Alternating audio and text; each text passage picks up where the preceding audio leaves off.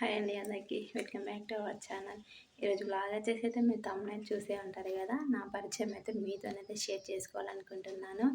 అదేంటంటే వీడియోస్ చాలా చేయాలనిపిస్తుంది కానీ టైం అయితే ఉండట్లేదు. ఈరోజైతే నేనైతే నిన్న వీడియోలో చెప్పాను కదా, ఇప్పటి నుంచి అయితే కంపల్సరీ వీడియోస్ అయితే పెడతానని చెప్పాను కదా. అది మీకోసమైనా నేను ట్రై చేస్తా అనుకుంటున్నా అన్నైతే వీడియోస్. నా పేరు వచ్చేసి మనీషా అండి. మాది వచ్చేసి అమ్మ వాళ్ళ నాకైతే మ్యారేజ్ అయిపోయింది. 3 ఇయర్స్ అవుతుంది. 3 ఇయర్స్ కంప్లీట్ అయిపోయింది మొన్ననే. చూసారు కదా వ్లాగ్‌లో. నాకైతే ఒక పాప వచ్చేసి 18 మంత్స్. మా ఆయన పేరైతే ప్రశాంత్. అమ్మ వాళ్ళ సైడ్ అయితే వెళ్ళిపోదాం. మాది ప్రాపర్ వచ్చేసి అయితే వరంగల్ డిస్టిక్ నర్సంపేట. మాది పాపయ్యపేట విలేజ్ అండి. అక్కడే ఉండేది. ఇక నాకు మ్యారేజ్ 21లో మ్యారేజ్ అయిపోయింది. 20లో డిగ్రీ కంప్లీట్ చేశాను అక్కడే నర్సంపేటలో. 21లో అయితే మ్యారేజ్ అయిపోయింది. ఇప్పుడు మ్యారేజ్ అయిపోయి 3 ఇయర్స్ అయితే కంప్లీట్ అయింది. అక్కడ స్టడీ మొత్తం డిగ్రీ, ఇంటర్, 10th మొత్తం అక్కడే నర్సంపేటలోనే అయిపోయింది. మాకైతే నర్సంపేటనే దగ్గరండి మా విలేజ్‌కి. సో నర్సంపేటలోనే అన్నీ కంప్లీట్ అయితే చేసుకుంటాము. బాగుంటుంది ఏరియా కూడా, స్టడీ కూడా చాలా బాగుంటుంది. నర్సంపేట ఏరియా ఎవరికైనా తెలిసేది ఉంటే కామెంట్ చేయండి కంపల్సరీ. మా వాళ్ళు ఉన్నారు అక్కడ అనేసి నాకు కొంచెం మంచిగా అనిపిస్తుంది. నర్సంపేట వాళ్ళు ఎవరైనా ఉంటే కామెంట్ అయితే చేయండి. అత్తమ్మ వాళ్ళది వచ్చేసి అయితే ప్రాపర్ వరంగల్. వాళ్ళు కొంచెం ఫ్యామిలీ ప్రాబ్లమ్స్ ఇష్యూస్ వల్ల వాళ్ళైతే కొంచెం హైదరాబాద్కి వచ్చి సెట్ అయిపోయారు. హైదరాబాద్లో ఎక్కడంటే ఇది ఇక్కడ ఇబ్రహీంపట్నం అన్నమాట. ఇబ్రహీంపట్నంలో 2 కిలోమీటర్స్ అయితే మాది ఉంటుంది అన్నమాట, మా ఏరియా. ఇబ్రహీంపట్నం అంటే తెలుస్తుంది కదా, సో ఇబ్రహీంపట్నం అనేది చెప్పేసా. ఈ ఏరియా ఎవరికైనా తెలుసున్నా కూడా కామెంట్ చేయండి. మా అత్త మామ వచ్చేసి అయితే వాళ్ళైతే డైరీలో చేస్తారు. మాకు 5 మినిట్స్లో పక్కకి కొంచెం డైరీ ఉంటుంది, పాల డైరీ ఉంటుంది ఇక. సో అందులోనైతే అత్తమ్మ మామయ్య అలానే పనిచేస్తారు. మా ఆయన వచ్చేసి టీసీఎస్లో సాఫ్ట్వేర్గా చేస్తుండు. రీసెంట్గా ఎక్కాడు అందులోనైతే. ఇక మా ఫ్యామిలీ అయితే అత్తమ్మ మామయ్య మరిది మా ఆయన, వీళ్ళైతే 4 మెంబర్స్. ఇక మా ఆయన అయితే ఈ జాబ్ చేస్తాడు. ఇంకా అమ్మ వాళ్ళ సైడ్ అయితే మమ్మీ డాడీ నేను మా అక్కకు మ్యారేజ్ అయిపోయింది. వాళ్ళకి 2 పిల్లలు.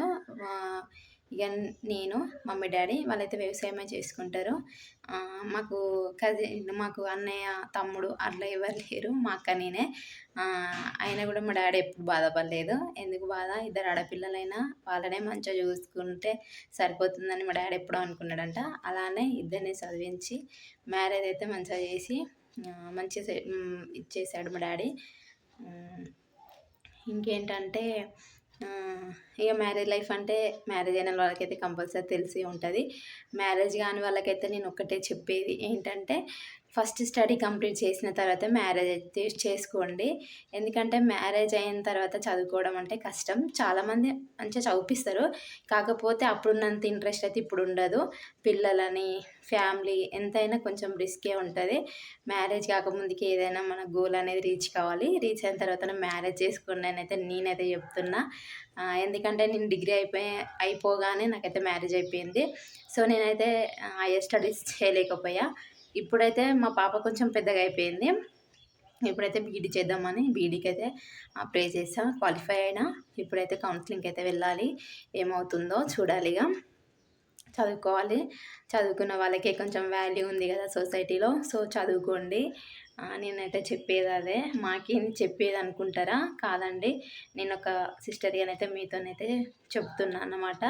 కొంతమందికి అట్లా ఉంటారు కదా, తెలిసి తెలియక ఏదైనా చేస్తారు కదా. సో అందుకే చెప్తున్నా, మంచిగా చదువుకోండి. ఫస్ట్ మన కెరియర్ను మన చేతుల్లో ఉంటుంది కదా. మన కెరియర్ మనం చూసుకోవాలి అంతే. మన లైఫ్ మనది, ఎవరు మనకు ఏం చెయ్యరు. అదే నేను చెప్పేదైతే. ఇంకేంటంటే ఇంకేమున్నాయి ముచ్చట్లు. నేనైతే డిగ్రీ అక్కడే చెప్పాను కదా, అక్కడైతే చాలా బాగుంటుంది ఆ ఏరియాలో, నర్సంపేట ఏరియాలో. అక్కడే కంప్లీట్ చేసేసా. ఇప్పుడైతే బీఈడీ ఇక్కడ చేద్దాం అనుకుంటున్నా. కాకపోతే అక్కడికి ఇక్కడికి ఫీజులు అనేది అయితే చాలా తేడానైతే బాగున్నాయి అసలు. అక్కడ కొంచెం తక్కువ ఉన్నాయి, ఇక్కడనైతే ఫుల్ మనీ కట్టాల్సి వస్తుంది. ఒక కాలేజ్కి పోతేనే 45-50 అంటున్నారు ఇయర్కి. చూస్తున్నా, అదే కొంచెం ఇబ్బందిగా ఉంటుంది కదా. మేమైతే పెద్ద రిచ్ అంటే ఏం లేదండి, మిడిల్ క్లాసే. హైదరాబాద్‌లో ఇల్లు అంటే ఏమి ఉండదు. ఒక ఇల్లు తప్ప ఏం లేదు. ఆహ్, ఇంకా యూట్యూబ్ స్టార్ట్ చేసింది గూడా కొంచెం నా వంతు నేను మనీ అయితే లెర్న్ చేసుకోవాలనుకుంటున్నా. అందుకే యూట్యూబ్ ఛానల్ అయితే స్టార్ట్ చేశా. మా ఆయన సపోర్టు చాలా అంటే చాలా ఉంటుంది. మా ఆయన స్టార్ట్ చేయమంటేనే నేనైతే చేశా. ఫస్ట్ అడిగా ఫస్ట్ చెయ్యనా అనంటే, అందులో ఏముంది చెయ్యి తప్పేం లేదు గదా! చెయ్యి అనన్నాడు. అప్పుడే సక్సెస్ అయినా అనిపిచ్చింది. ఇగ అప్పుడే స్టార్ట్ చేశాను. నేను నవంబర్‌లో స్టార్ట్ చేశాను. ఇంకా 1 ఇయర్ గూడా కాలేదు. ఆహ్, నేనైతే ఆహ్, మానిటైజేషన్ కావాలని తొందరగా నాకైతే బాగా ఉంది. కాకపోతే కొంచెం టైం పడుతుంది. మీరిచ్చే సపోర్ట్ వల్లనైతే నేను కొంచెం సక్సెస్ కావాలనుకుంటున్నా. ప్లీజ్ నన్నైతే ఎంకరేజ్ చేయండి. హ్మ్. నేను యూట్యూబ్ స్టార్ట్ చేసినప్పుడు చాలామంది చాలా విధాలుగా చాలా మాటలన్నారు. మస్తు బాధ అనిపిచ్చేది నాకైతే. నా కాళ్ళ మీద నేను నిలబడాలనుకున్నా గూడా ఇంతమందికి అవసరమా అనిపిచ్చేది. నాకొకటే అనుకున్నా. నన్నైతే చాలామంది అన్నారు, "యూట్యూబ్ అవసరమా? నలుగురిలో కనబడి వీడియోస్ పెట్టుకోవడం అవసరమా?" అనేసైతే చాలామంది అన్నారు. అయినా నేను ఎవరి మాటలు పట్టించుకోలేదు. నాకు మా ఆయన సపోర్ట్ చాలా ఉంది. మా ఆయన నేను వీడియోస్ చేయకున్నా గూడా ఎందుకు చేస్తలేవని అంటాడు. అలాంటోడు మా ఆయనైతే చాలా మంచోడు. యూట్యూబ్ చెయ్యమనే చెప్తాడు. నాకెప్పుడు వద్దని చెప్పలేదు. కానీ బయటోళ్ళకి ఏమైతదో నాకు అర్థం కాదు. బయటోళ్ళైతే అవసరమా? వీడియోస్ పెట్టడం అవసరమా? అట్లా ఇట్లా చాలా మాటలన్నారు.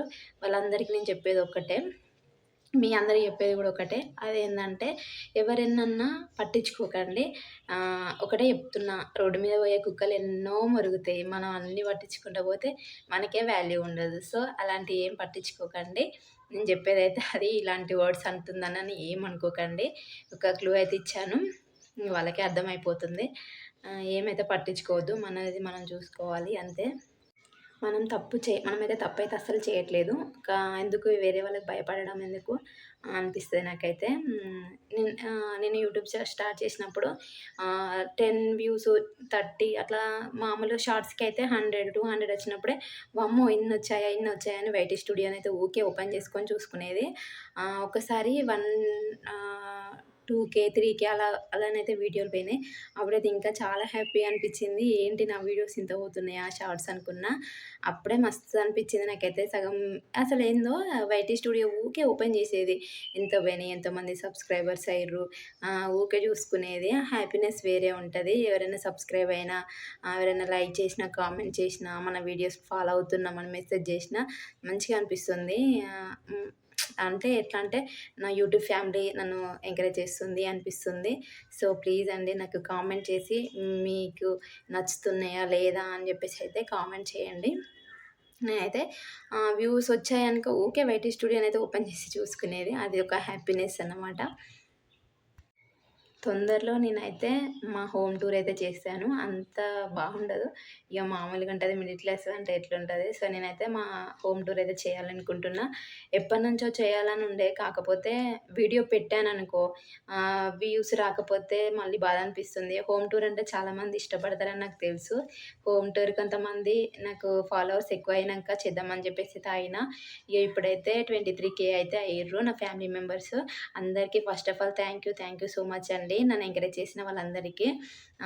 నేను అసలు ఫస్ట్ రోజునైతే అయితరో కాదో అని చాలా టెన్షన్ పడ్డా. కాకపోతే నాకు 2 మంత్స్‌కే నాకు 1 మంత్‌కే 1000 సబ్స్క్రైబర్స్ అయిపోయారు అప్పటికే. అప్పుడే చాలా హ్యాపీగా ఉన్నా. ఫస్ట్ నాకు మానిటైజేషన్ అయ్యింది. కాకపోతే కాపీరైట్ పడ్డది 2 వీడియోస్‌కి. సో, అప్పుడు ఛానల్ అనేది కొంచెం యూట్యూబ్ నుంచి అయితే నాకు మెసేజ్‌లు వచ్చాయన్నమాట.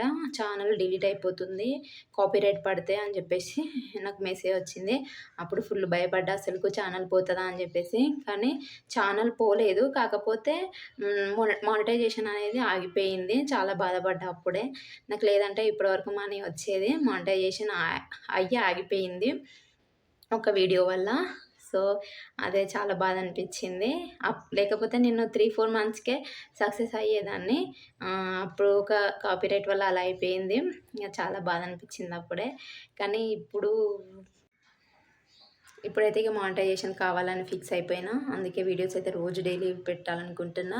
కొత్తగా యూట్యూబ్ ఛానల్ స్టార్ట్ చేయాలనుకునే వారికి నాదొక్కటే ఏంటంటే, ఛానల్ స్టార్ట్ చేద్దాం అనుకుంటే మీరు అంటే స్టడీ పర్పస్‌లో అది ఇది ఉన్నా కొంచెం బిజీగా ఉన్నా గూడా వీడియోస్ అయితే అప్‌లోడ్ చేయాలి. లేదంటే మన ఛానల్‌ని ఎవరు ఎంకరేజ్ చెయ్యరు. వీడియోస్ ఎప్పుడు పెడితే ఫాలోవర్స్ ఎట్లుంటారు, ఏం వీడియో పెట్టిందనేసి చూసేటట్టు ఉండాలి.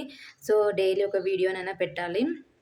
అప్పుడే కొంచెం మనకు మంచిగుంటుంది. చూసేవాళ్ళైనా గూడా చూస్తారు. యూట్యూబ్ ఛానల్ కొత్తగా స్టార్ట్ చేయాలనుకుంటే మంచి కంటెంట్ అయితే తీసుకోండి. కుకింగ్ గానీ ఏదైనా తీసుకోండి. ఒక ఫోన్ తీసుకోండి. ఆహ్, నాకైతే ఫోన్ అయితే క్వాలిటీది లేదు. అందుకే నా వీడియోస్ ఇట్లా వస్తున్నాయి. కొంచెం మానిటైజేషన్ అయినాక తీసుకోవాలనుకుంటున్నా. మనీ కొంచెం ప్రాబ్లమ్‌లో ఉన్నాం. మనీ లేవు. సో, తీసుకుంటా. సక్సెస్ అయినాకనైతే తీసుకుంటా. మంచి ఫోనే తీసుకుంటా. ఇప్పటివరకైతే కొంచెం అడ్జస్ట్ చేయండి ఫ్రెండ్స్. ఓకేనా. నన్ను సపోర్ట్ చేస్తున్న ప్రతి ఒక్కరికి థ్యాంక్ యూ వెరీ మచ్ అండి. థ్యాంక్ యూ సో మచ్ అసలు. చా చాలా చెప్పాలనుకున్నా. కాకపోతే కెమెరా ముందుకు రాగానే అన్నీ మర్చిపోయా అసలు. చాలా విషయాలు మీతో షేర్ చేసుకోవాలనుకున్నా. అన్నీ మర్చిపోయా. కొన్ని విషయాలు గుర్తున్నాయి అయితే చెప్పేసా. కొన్ని విషయాలైతే మర్చిపోయినా. ఓకేనా ఫ్రెండ్స్. బాయ్ మరి. ఇంకొక వీడియో మీకేం కావాలో కామెంట్ చేయండి. ఓకేనా ఫ్రెండ్స్. హోమ్ టూర్ అయితే ఖచ్చితంగా పెట్టాలనుకుంటున్నా. పెడతా గూడా. హోమ్ టూర్ అయితే కంపల్సరీ పెడతా. ఓకేనా ఫ్రెండ్స్. ప్లీజ్ మన ఛానల్‌ని ఎవరైనా ఫస్ట్ టైమ్ చూస్తున్నట్లయితే ప్లీజ్ కొంచెం సపోర్ట్ చేసి మన ఛానల్‌ని సబ్స్క్రైబ్ చేసి, లైక్ చేసి, షేర్ చేయండి ఫ్రెండ్స్. ఓకేనా. మన వీడియో నచ్చితే ప్లీజ్ ఒక లైక్ అయితే వేయండి. నాకు కొంచెం సపోర్టింగ్‌గా ఉంటుంది. ఓకేనా ఫ్రెండ్స్. బాయ్ మరి.